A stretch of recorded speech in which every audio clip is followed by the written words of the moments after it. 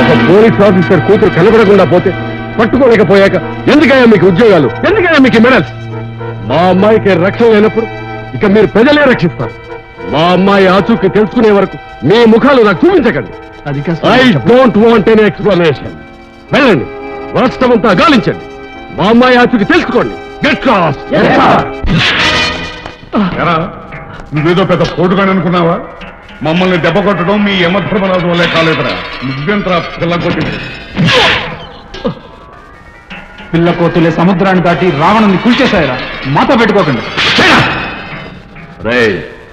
దెబ్బల దగ్గర మాకు అసలు మొహమాట ఉండదు. అందులో నాది మర్యాదగా ఆ యమధర్మరాజు ఎక్కడున్నాడు బతికిపోతాం. నేను నీ అంత నీచుని కాదురా. నా ఒక్కడి ప్రాణాల కోసం భయపడి కోట్లాది మంది కొలిచే దేవుడి గురించి చెప్పి మా అన్నకు నమ్మక ద్రోహం చేయండిరా. ఇంత బాధ పెట్టినా వీడు ఒక్క మాట అయినా చెప్పడం లేదు అంటే ఇది బాగుపడే లక్షణంగా. ఇక వీడిని మనం సేవ్ చేయలేము. ఇవాళ వీడు మన చేతుల్లో ఆ యమధర్మరాజు కోసమైనా చావాలి, లేదా వీడి మూలంగా వాడైనా చావాలి.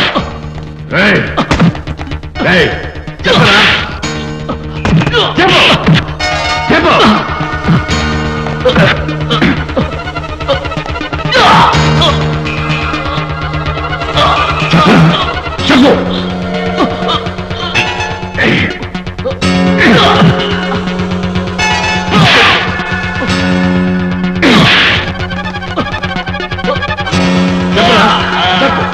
యమధర్మరాజు ఎక్కడ? చెప్పు.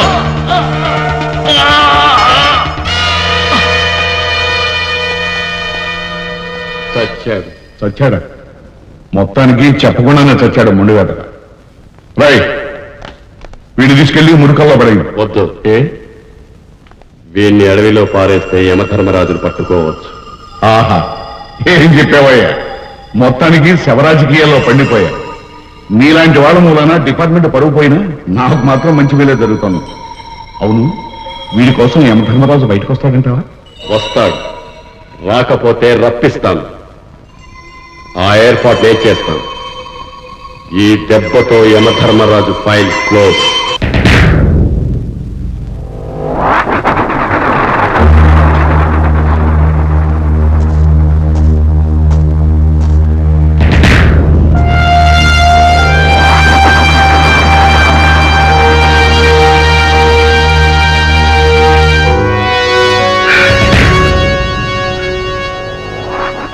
విక్రమ్, ఈ అన్నని, అభ్యుదయాన్ని, సహచరుల్ని, సోదరుల్ని విడిచిపెట్టి వెళ్ళిపోయావా? దుర్మార్గాన్ని, దౌర్జన్యాన్ని ఒంటరిగా పోరాడి ఒక్కడివి వెళ్ళిపోయావా?